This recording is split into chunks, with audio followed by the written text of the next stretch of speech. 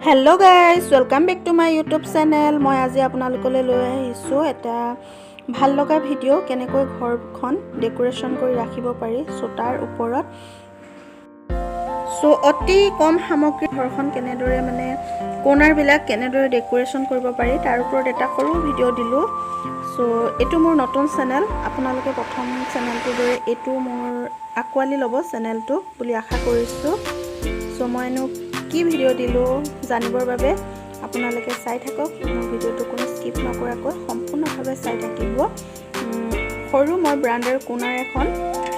ডেকোৰেশন কৰিলো অকমান কম সামগ্ৰীৰে সো চাই থাকক ভিডিওটো তেন্তে দেৰি নকৰি লেটস গো